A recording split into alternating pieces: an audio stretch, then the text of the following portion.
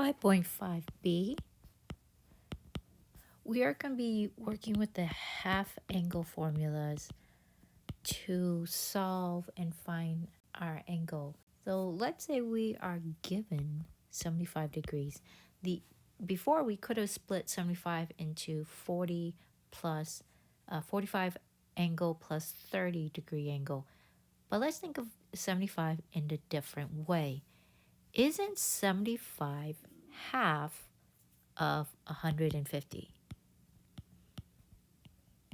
So we can use our 150 to solve for 75 degrees. And you're thinking, okay, well, we don't know the angle for 150, but we do know the reference angle for 150. We know that the reference angle for 150 is 30 degrees because 150 is in the second quadrant. Our theta is just 30, so it is 1 over root 2 over 1 over root 3 over 2. We are dealing with a 30-degree angle. So that we can do because 150 reference angle 30. Being that we also know that our cosine is negative, right? Let's put in our sine. Sine is positive. Cosine is negative. That means our answer tangent should be negative, keeping all those things in mind. So let's do that. So let's say our sine of 150 divided by 2, which is 75 degrees. That gives us our formula in our half angle identity sheet is square root of 1 minus cosine of theta over 2, which is the square root of 1 minus our theta being 30, but it's cosine, so it's negative root 3. So we have negative root 3 over 2 all over 2. Simplify that, so that I get 1 plus root 3 over 2 over 2. If I multiply the top and the bottom by 2 over 2, everything here, this gives me square root of 2 plus root 3 over 4. I can simplify that more because the square root of 4 is 2. So this is just the square root of 2 plus square root of root 3 all over 2 for my sine. Now for my cosine. My cosine of 150 divided by 2, use my cosine formula, is the square root of 1 plus cosine of theta divided by 2. So this is square root of 1 plus negative root 3 over 2 divided by 2. Multiply top and bottom by 2. So then this equals square root of 2 minus root 3 over 4. Can simplify that some further. This is the square root of 2 minus root 3 over 2 for my cosine. Okay, then finally we got our tangent. I'm going to use the tangent formula because I got a lot of square roots here. So I'm not going to play around with trying to divide sine over cosine. There's a lot of square root signs, so I'm just going to keep it as is. So we have 1 minus cosine of theta all over 1 plus cosine of theta. So here, this is 1 minus cosine, so that's root 3 over 2, negative root 3, because our cosine's negative, and 1 plus negative root 3 over 2. Remember, cosine's negative because it is in the second quadrant. Distribute, so 1 plus root 3 over 2, 1 minus root 3 over 2. I'm going to multiply now my everything by 2. Just multiply everything by 2. So this is 2 plus root 3 over 2 minus root 3. So now if I want to simplify this some further, even further, I'm going to multiply the numerator. I'm going to expand this out. Numerator and denominator by 2 minus root 3 and 2 plus root 3. 2 plus root 3, square root of 3. So then that makes the top. If I am multiplying this by itself, doesn't that make sense? Well, if I do this, doesn't this make sense? This is 2 plus root 3 squared all over. Let's see here. Then bottom is 4 minus 3.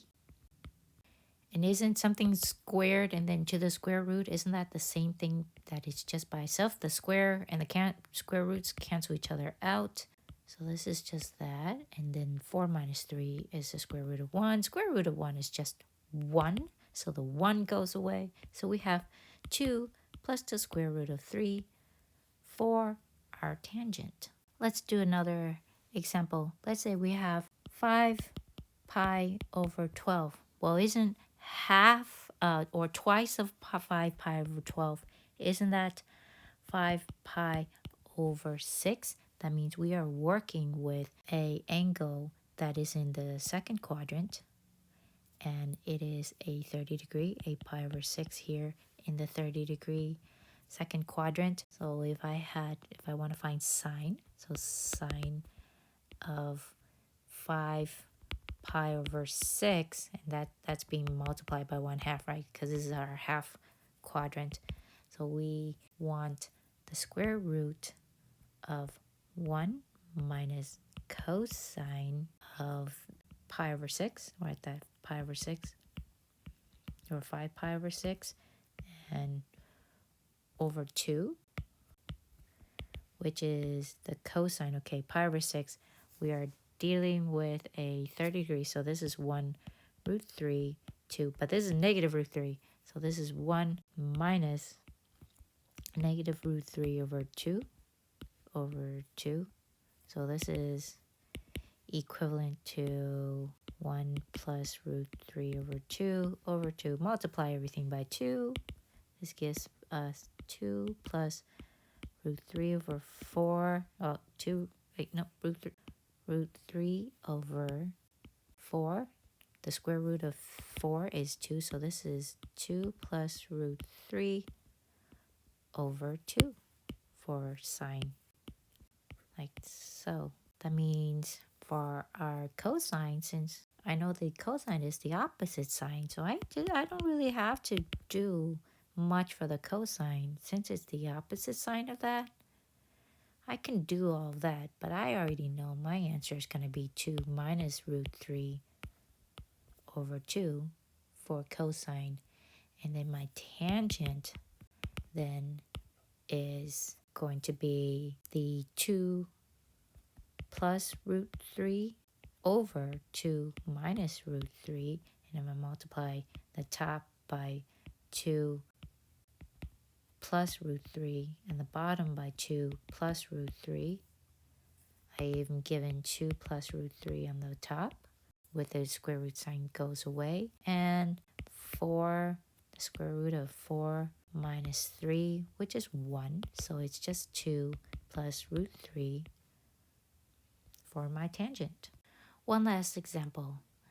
Let's say, given the conditions, our cotangent of u equals 2 between, and u lies between pi and 3 pi over 2. First things first, determine the quadrant. So the quadrant of u over 2 must lie, okay? Well, if u lies between pi and 3 pi over 2, it's in the third quadrant. This original one will be in the third quadrant. However, I want half of that. I want half of the angle like so. So here, half of that. Does it make sense that if I had, well, first let's figure out what that means. If I have a cotangent, that means that is my cotangent is cosine over sine.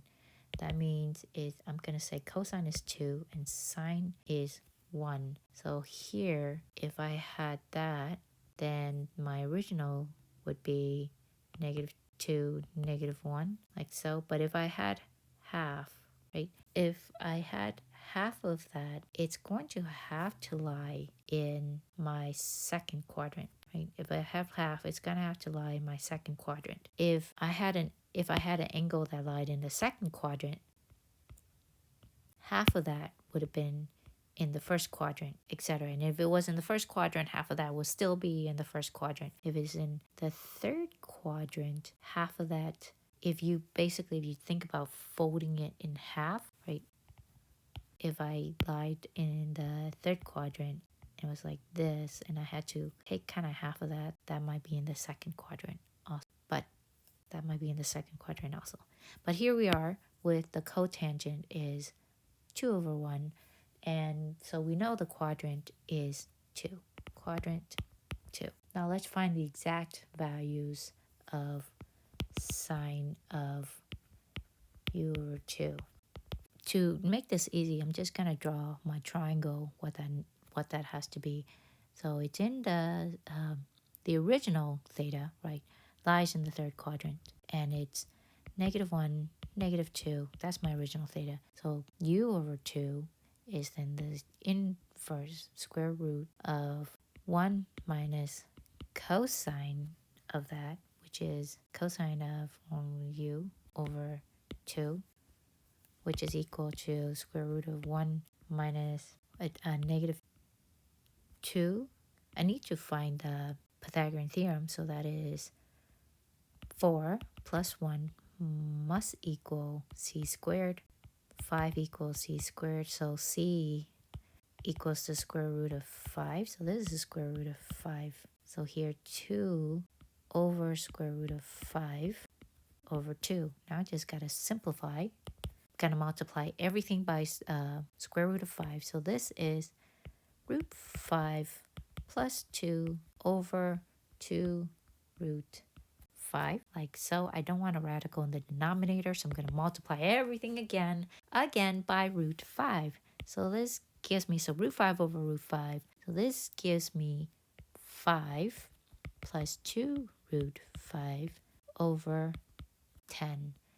If I can factor out the 10, this is in WebAssign, it wants us to make sure that this is 5 plus 2 root 5 over, WebAssign wants it, it's very particular, so it's going to be 1 over 10 times 5 plus 2 root 5. Also, we have to consider, this is our sine. Our sine in the second quadrant is positive. So now let's go to our cosine.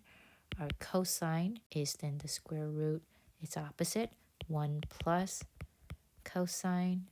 So it's going to be 1 plus, here it's going to be 1 plus 2 over root 5 over 2. Well, 2 over -2 root 5. So then that becomes 1 minus 2 root 5 over 2. I am going to multiply everything by root 5 twice.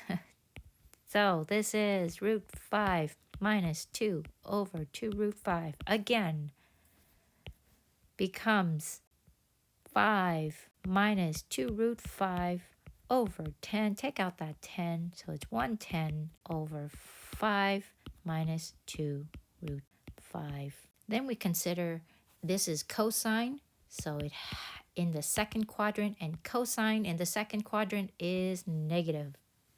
And that's how we get there.